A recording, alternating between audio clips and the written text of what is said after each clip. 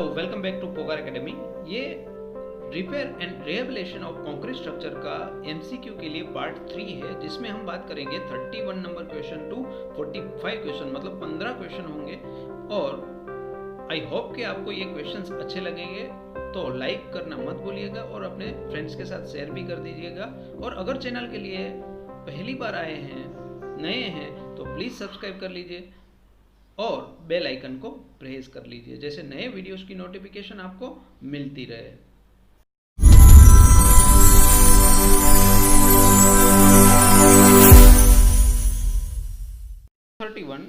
Wearing away of the surface by fluid is known as. जब आपका wearing होता है सरफेस पर ड्यू टू द फ्लूइड, तो वो होता है erosion. So question number 31 answer is A. Question number 32 damage due to non linear flow of water. अब बात करते हैं नॉन लीनियर फ्लो। तो नॉन लीनियर जब बात आती है तो वो होता है केविटेशन। याद रखना, अगर फ्लूइड फ्लो की बात कही है, सरफेस फ्लूइड फ्लो की, तो वियरिंग आएगा इरोजन कंडीशन में, और जब आपकी बात हुई है non linear flow of water की, तो वो होगा आपका cavitation. So question number 32 answer is C. The next question is, the higher the compressive strength of concrete, the blank is the resistance to abrasion। मतलब अगर आपकी कंप्रेसिव स्ट्रेंथ ज़्यादा है और से इंक्रीज हो रही है, तो आपकी एब्रेशन के सामने रेजिस्टेंस कैपेसिटी ज़्यादा होगी या कम होगी, यही आपका ऑप्शन होना चाहिए। तो आंसर, सही आंसर है इन दोनों में से, हायर या लेसर में से आंसर है higher. So 33 question number answer is A. जैसे ही आपकी कंप्रेसिव स्ट्रेंथ इंक्रीज होगी, आपका रेजिस्टेंस अगेंस्ट दी एब्रेशन वो भी इंक्रीज हो जाएगा। तो question number 33 answer is A. The next question is which of the factor is not affect the rate of carbonation. तो जो फॉलोइंग आपको पॉइंट्स दिए हैं, उनमें से कौन सा ऐसा पॉइंट है जो इफेक्ट नहीं करता कार्बोनेशन पर। याद रखना, ये यहाँ पूछा है आपको not effect. So diameter of the reinforcement अगर ज़्यादा या कम हुआ, तो वो जनरली इफेक्ट नहीं करता आपका कार्बोनेशन पर। तो अगर आपको पूछते हैं कार्बोनेशन पर इफेक्ट कौन कौन से पॉइंट्स करते हैं, तो एक होगा grade of concrete, second relative humidity, and third one is permeability of concrete. तो अब क्वेश्चन नंबर 34 का आंसर है D. Next question is rate of carbonation is depend on. तो पहले मैंने आपको बताया कि किस पर डिपेंड हो सकता है, ग्रेड ऑफ कॉन्क्रीट पर, टाइम पर, या बोथ ए एंड बी। तो ग्रेड ऑफ कॉन्क्रीट भी इफेक्ट करेगा, और जैसे जैसे आपका टाइम इंक्रीज होता जाएगा, जो एज है आपकी कॉन्क्रीट की वो बढ़ती जाएगी, उस हिसाब से आपका कार्बोनेशन रेट भी बढ़ता जाएगा। तो क्वेश्चन नंबर 35 का आंसर होगा A and B, that means the C option. So question number 35 answer is C. Number 36 double A R, मतलब ए आर का फुल फॉर्म क्या होगा। Aggregate alkali reaction, alkali aggregate reaction, alkali aggression reaction, और none of the above. तो सही answer होगा इसका alkali aggregate reaction. तो question number 36 answer is B. Question number 37 thermal conductivity of concrete depends on. Option A है type of aggregate, option B temperature of concrete, C both A and B, and last option is none of the above. तो 37 का answer जो रहेगा वो होगा आपका C option, क्योंकि एक तो टाइप ऑफ एग्रीगेट पर डिपेंड करते हैं थर्मल कंडक्टिविटी आपकी, और सेकंड जो होता है वो टेम्परेचर डिफरेंस और से टेम्परेचर वेरिएशन। तो कहीं ना कहीं वो डिपेंड होता है टेम्परेचर पर। तो question number 37 answer is C. Question number 38 capillary porosity is due to.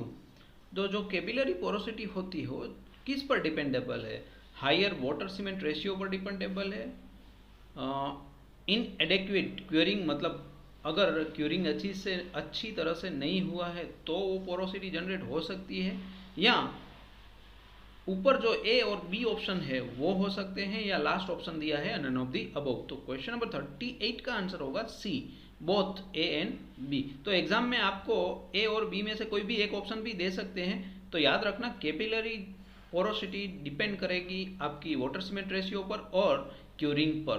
तो question number 38 answer is C. Number 39, air void is due to. अब यहाँ पे higher water cement ratio, inadequate curing और improper compaction और none of the above. तो यहाँ air voids की बात की है, याद रखना कैपिलरी पोरोसिटी की बात नहीं की है। अगर कैपिलरी पोरोसिटी की बात की है तो आपका आंसर होगा वाटर सीमेंट रेशियो और क्यूरिंग। बट जब आप एयर वॉइड्स की बात करते हैं तो आपका आंसर होगा improper compaction. So question number 39 answer is C. Question number 40, micro crack is due to. तो सबसे पहले तो ये समझ लीजिए दो टाइप की आपके पास क्रैक्स होती है, माइक्रो और सेकंड होता है वो होता है मैक्रो। तो पहले इन दोनों का डिफरेंस समझ लीजिए। माइक्रो जब आप बात करते हो generally it's regard to your loading conditions, and जब आप बात करते हो मैक्रो तो जो प्लेसमेंट ऑफ द कंक्रीट होता है या कंक्रीट के सराउंडिंग जो कंडीशंस होती है, सेटलमेंट हो सकता है या हीट ऑफ हाइड्रेशन हो सकता है, तो वो होती है मैक्रो में। माइक्रो अभी पूछा है क्वेश्चन नंबर 40 में, तो रिगार्डिंग द लोड आपको आंसर चूज करना है। तो पहले देख लेते हैं ऑप्शन में क्या है। लोडिंग इफेक्ट है, मेंटेनेंस है, वेदरिंग है। तो ऑप्शन यहाँ ए बी सी तीनों सही है, क्योंकि वेदरिंग एक्शन के कारण भी कहीं ना कहीं लोडिंग इफेक्ट होगा। मेंटेनेंस अगर आप कर रहे हो कहीं पे भी तो वो कोई ना कोई पार्ट या हिस्सा वहाँ पे लोड अप्लाई हो सकता है अगर मेंटेनेंस के टाइम पे, तो वो भी आपका माइक्रो क्रैक जनरेट कर सकता है। तो क्वेश्चन नंबर 40 का आंसर होगा आपका डी।